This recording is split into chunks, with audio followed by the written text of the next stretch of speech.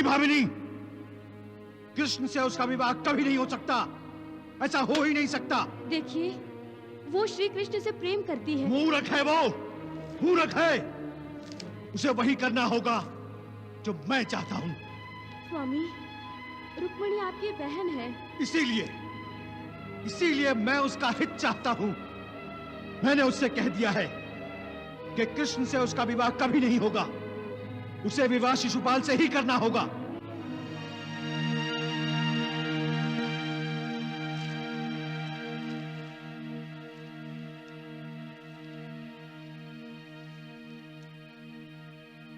क्यों मित्र, अपने देश की याद आ रही है? हाँ मित्र, और कितने दिन यहां रहेंगे?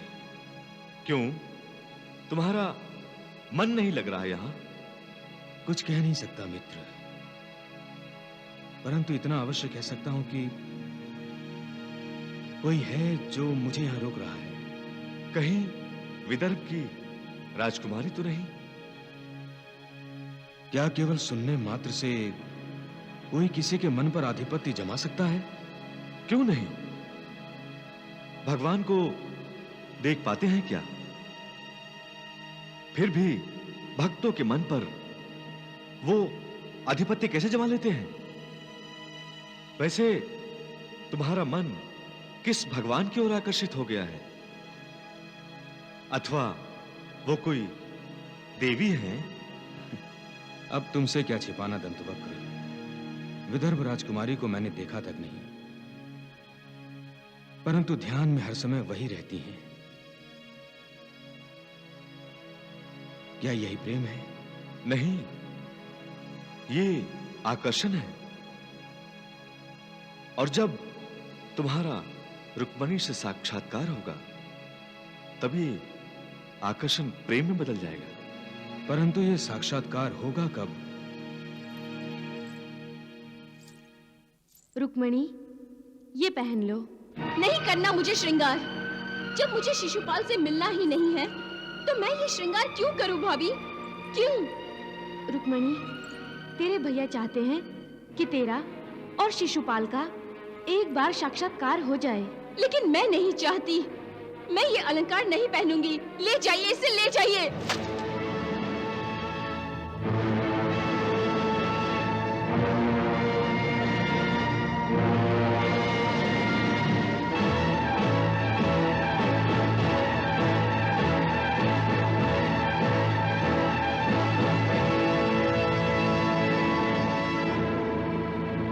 मैं शिशुपाल को कहकर आया हूं, तुम दोनों की भेंट मेरे कक्ष में होगी। यह आभूषण पहनकर अपनी भाभी के साथ मेरे कक्ष में आ जाओ।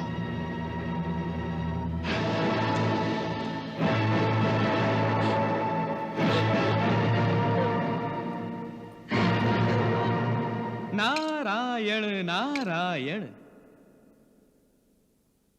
आप मुस्कुरा रहे हैं प्रभु? वहां देवी रुक्मिणी रो रही हैं। देवर्षि, मनुष्य साक्षात भावनाओं का पुतला है। वो हंसता भी है और रोता भी है। वो क्रोध भी करता है और शांत भी रहता है। कभी वो स्वयं को विवश करता है तो कभी दूसरों को विवश करा देता है। इस समय देवी रुक्मिणी मनुष्य अवतार में है, वो भी भावनाओं के अधीन है, तो इसमें आश्चर्य की क्या बात है? प्रभु, आप तो कभी भावनाओं के अधीन नहीं होते। देवर्षि, भाव भावनाओं से परे रहकर ही मनुष्य सुखी रह सकता है। यही वो संकेत है जो मैं मानव को देना चाहता हूं। अज्ञान के कारण मनुष्य दुखी रहता है। यदि वो भाव भावनाओं के अधीन न होकर स्थित प्रज्ञ रहे तो दुख उसे स्पर्श भी नहीं कर सकता। प्रभु, आप तो चाहते हैं हर कोई ज्ञान प्राप्त करे और ज्ञानी हो। हां देवर्षि, ज्ञान परमात्मा का तेज है। जो इस तेज को धारण करता है वो सुख दुख से परे हो जाता है। वो स्वयं का भी नहीं रहता, वो परमात्मा का हो जाता है। देवी रुक्मिणी भी परमात्मा का होना चाहती हैं भगवान? हां देवर्षि, यही भक्ति है। किंतु इस भक्ति के मार्ग में रुक्मी, शिशुपाल, दंतवक्र और जरासंध, जो षड्यंत्र के ही प्रतिनिधि हैं, बाधाएं बनकर खड़े हुए हैं। हाँ। प्रणाम महाराज। प्रणाम महारानी। चिरंजीवी भव। आसन ग्रहण कीजिए चेदीराज और करुषराज।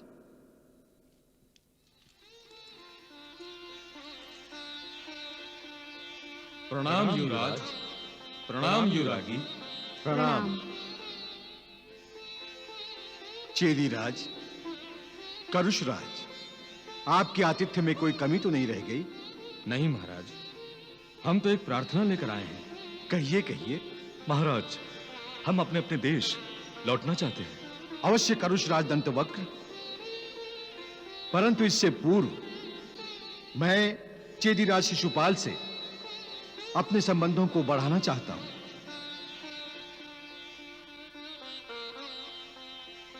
शिशुपाल, महाराज की इच्छा है कि आप विदर्भ के जामाता बन जाएं।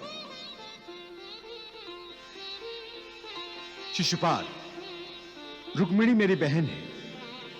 त्रिभुवन में उससे अधिक सुंदरी और कोई नहीं है। इसे मेरी प्रशंसा की अतिशोक्ति मत समझना, यह सत्य है। यदि तुम इसे स्वीकार कर लो तो। स्वीकार है युवराज। चेटीराज भी विदर्भ के साथ संबंध दृढ़ करने के लिए उत्सुक है, परंतु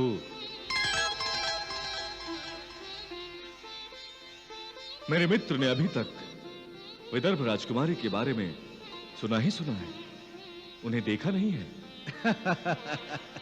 इसमें क्या है, अभी दोनों की भेंट करवा देते हैं।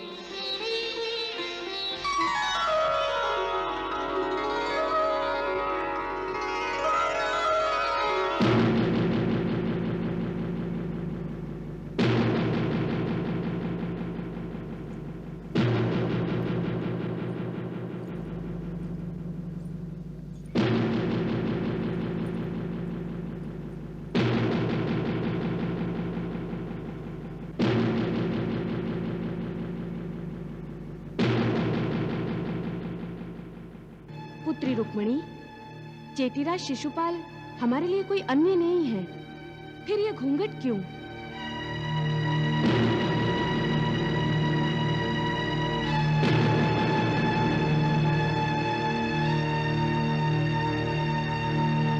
इन्होंने तो अमरावती के राजा वीरेंद्र को पूर्ण रूप से पराजित किया। विदर्भ इन्हीं की सहायता से विजयी हुआ। इसीलिए रुक्मिणी, तुम्हें घूंघट में रहने की कोई आवश्यकता नहीं है।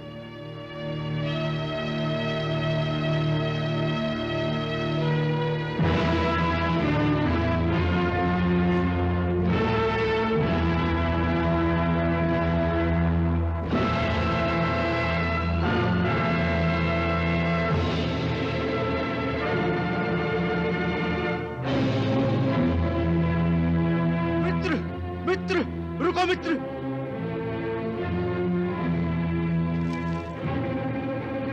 मित्र, क्या इस अपमान को आप मित्रता कहते हैं? क्या यही है आपकी बहन, जिसकी सुंदरता की कोई तुलना नहीं की जा सकती? क्या इसीलिए आपने मुझे कुंडिनपुर जाने के लिए प्रतिबंध लगाया था? नहीं युवराज रुक्मी, अब कृपया आप प्रतिबंध ना लगाइए।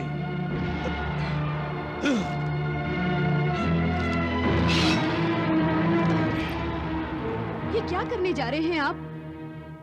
इस दासी को उसकी उदंडता का दंड देने जा रहा हूं। एक स्त्री की हत्या करेंगे स्वामी? इसने चेदीराज शिशुपाल और करुषराज दंतवक्र के सामने हमारी मान मर्यादाओं की हत्या की है। अब मैं इसकी हत्या कर दूंगा। फिर भी अपराधी दासी नहीं है। दास दासियां तो सर्वदा विवश होते हैं। वे वही करते हैं जो उन्हें करने के लिए कहा जाता है।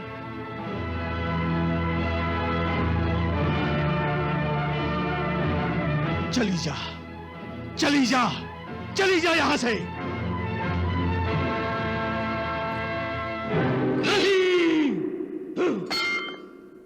मैं ये अपमान सहन नहीं कर सकता।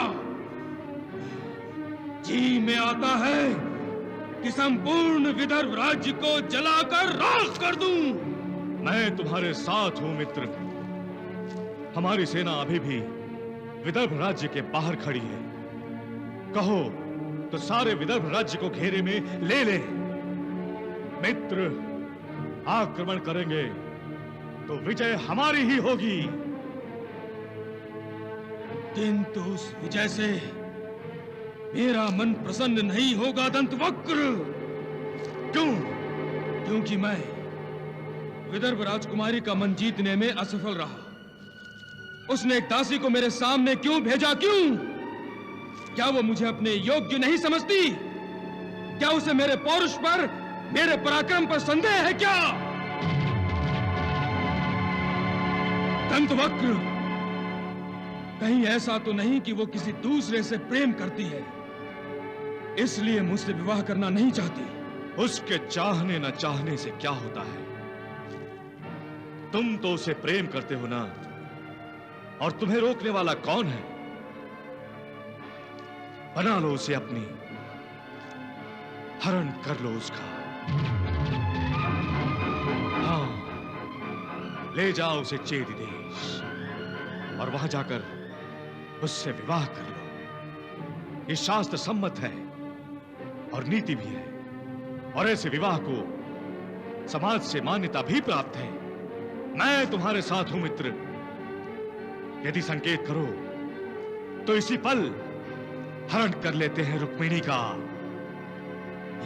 नहीं दंतवक्र। क्यों? क्योंकि अब मैं रुक्मिणी से विवाह नहीं करूंगा। परंतु क्यों? क्योंकि अब मेरे मन में उसके लिए आदर के स्थान पर तिरस्कार हो गया है। तिरस्कार। अब हम शीघ्र चले जाएंगे दंतवक्र। जैसी तुम्हारी इच्छा।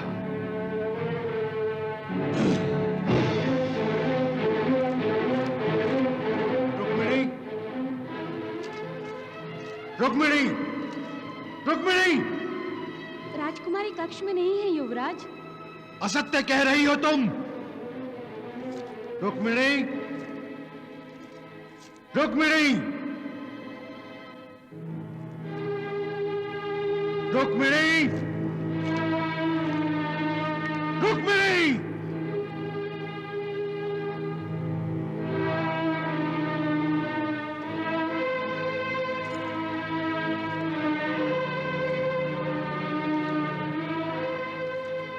कहाँ है रुक्मिणी? मैं नहीं जानती युवराज। मालिनी, इससे पहले भी तुमने हमारे साथ विद्रोह किया था। हमने तुम्हें क्षमा कर दिया। इस बार अगर विद्रोह करोगी तो तुम्हें मृत्यु दंड मिलेगा। मैं सत्य कह रही हूँ युवराज, मुझे ज्ञात नहीं। झूठ, झूठ कह रही हो तुम। बताओ, बताओ कहाँ है राजकुमारी? मैं नहीं जानती युवराज, मैं नहीं जानती। प्रतिहारी! आज्ञा युवराज। इस राजद्रोही दासी को ले जाओ और काल कोठरी में डाल दो। नहीं नहीं युवराज, मैंने कोई अपराध नहीं किया। प्रतिहारी! नहीं युवराज, नहीं, मैंने कोई अपराध नहीं किया युवराज, मैंने कोई विद्रोह नहीं किया। हमसे झूठ बोल रही हो। क्या ये तुम्हारा अपराध नहीं है? युवराज के राजकाज में बाधा डाल रही हो। क्या ये तुम्हारा विद्रोह नहीं है? अब तुम्हारी जगह यहां नहीं, काल कोठरी में है। प्रतिहारी, ले जाओ इसे। नहीं युवराज, नहीं, मैं बताती हूँ। शीघ्र बताओ। राजकुमारी, राजकुमारी, शीघ्र, शीघ्र बताओ, नहीं तो। राजकुमारी भाग गई। क्या? भाग गई? कहां? कहां भाग गई? वो द्वारिका जाना चाहती थी।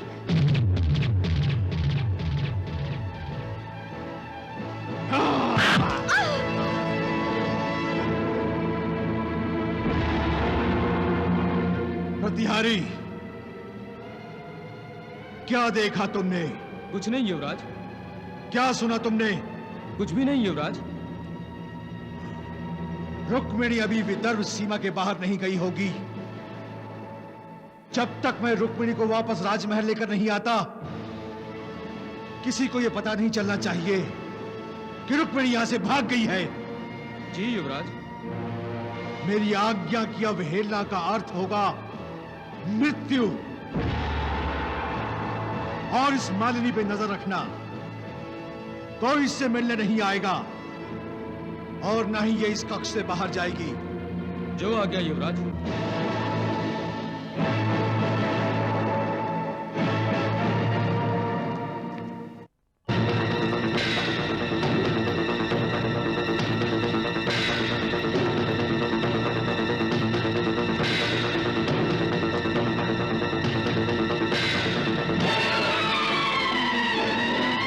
सारथी, रथ की गति को और बढ़ाओ।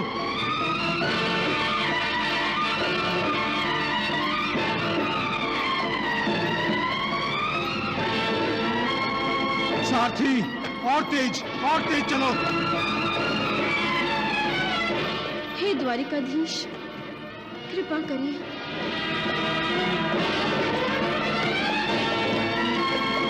रुक्मिणी, रुक जाओ रुक्मिणी।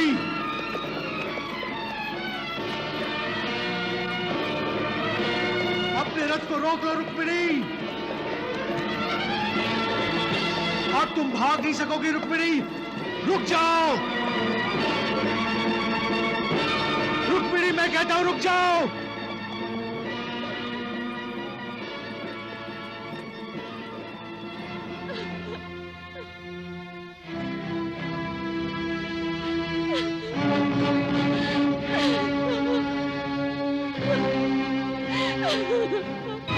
मित्र, पहले हम मगध जाएंगे काका श्री सम्राट जरासंध से मिलने।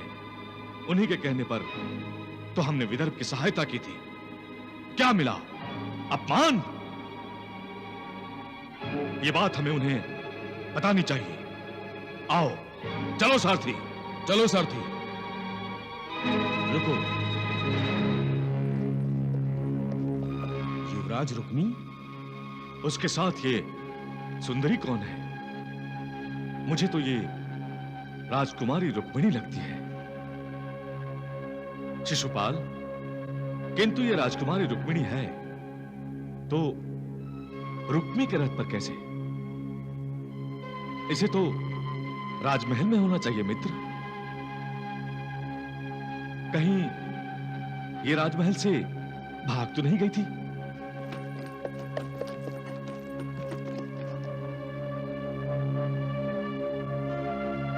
चेदीराज, करुषराज, कहां जा रहे हैं आप दोनों? हम अपने अपने देश जा रहे हैं युवराज। मुझे क्षमा मांगने का अवसर दिए बिना।